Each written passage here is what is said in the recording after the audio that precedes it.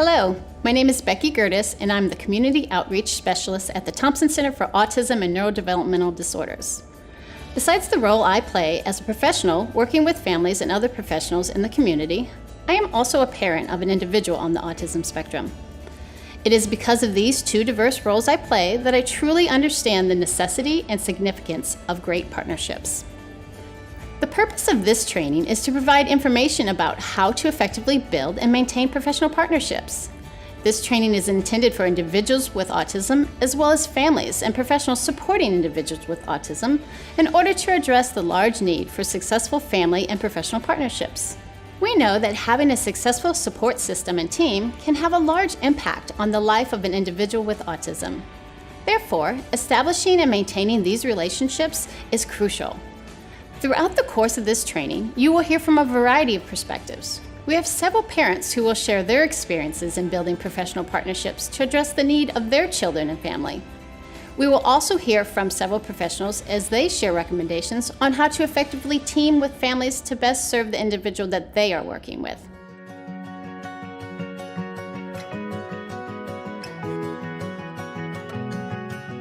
When thinking about the term partnership, the definition will vary depending on who you are, the experiences you have had, and the current role you have within the partnership.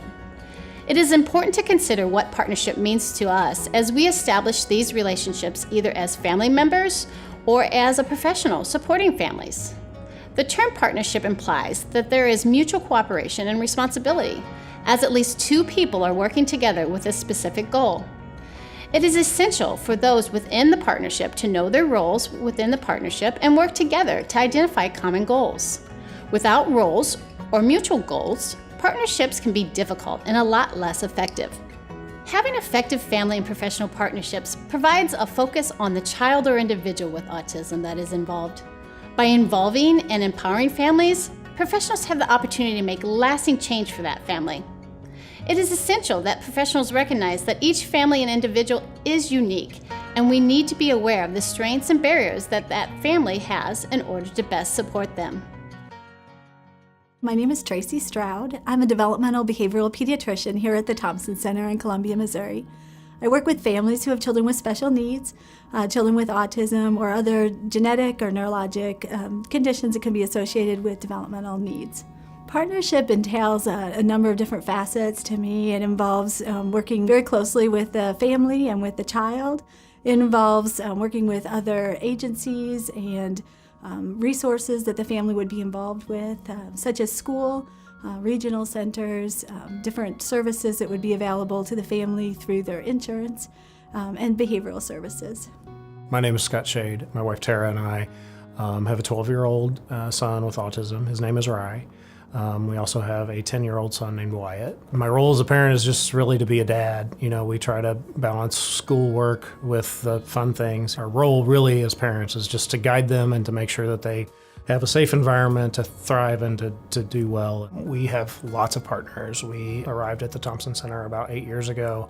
And we really realized then that it was not just us in this journey, that there are a lot of people who are here to help us. We can't do all of this on our own, so we rely on people to help guide us, to help us, to be honest with us, to tell us what we're doing right and what we're doing wrong. We always say, we want to know what he's doing right because it's important, but you have to be honest and tell us where we need to improve, because he's only going to get better if we're focused on his deficits or the things that are challenging to him the most. And so if we can move that needle a little bit, we're creating a much better future and success for Rye. My name is Liana Vessel. I work for Columbia Public Schools as an effective practice process coordinator. What partnership means to me is that all parties, the school system, the parents, and many times the students, when they reach of age, feel that we are all on the same page. We've got good post-secondary goals in mind, that we're all working together and we feel confident with each other, that we are trusting, that we have the right goals, and that we are preparing our students for good lives.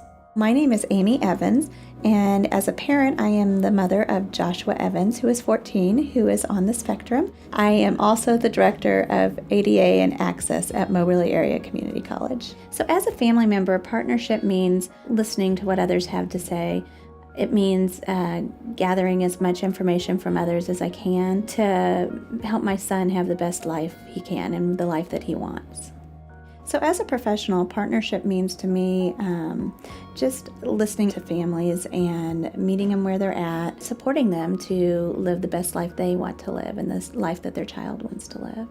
My name is Brittany Stevenson. I'm an occupational therapist at the MU Thompson Center. Occupational therapy is helping individuals achieve their everyday goals, so being able to brush their teeth or tie their shoes or do what's important to them. What partnership means to me is working with families in a collaborative relationship, so hearing their side and kind of having a collaborative discussion about their goals and my goals.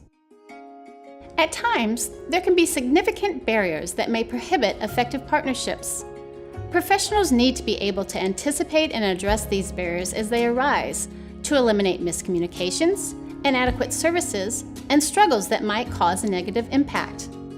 It is important to gain competencies in diverse cultural and racial norms, language barriers, limitations or changes in insurance coverage, or constraints from financial abilities. Know that agency intrusion and potential confidentiality breaches are real fears of families and individuals as well. Genuinely respecting each family's value and belief will help to reduce conflict and aid in better connections. We've had great physicians and we've had great therapists and we've had great school support. But we have had, individuals along the way who are interested in their career and figuring out autism. The professionals and the people we've had the most success with are people who have really looked at Rye and his individual strengths and his deficits and figured out what personally works for him. Some of the barriers that I see in establishing an effective parent-professional relationship would be situations where we really don't understand where the family is at in their day-to-day life, where it's hard for us to recognize how hard it is to get out the door in the morning with their child. But when we step back and look at it from that family's perspective, we just gain such a greater understanding of how we can actually help and partner with them in moving forward with the needs that that child and that family have. I think the biggest barrier would be when parents come in with bad experiences. There's lack of trust in trying to foster that relationship and solidify that we are here for their child and that we're going to do what we say we're going to do. But I think in the end, no matter who the parent is and what they bring to the table, we want them to feel valued and trusted and a part of their child's education.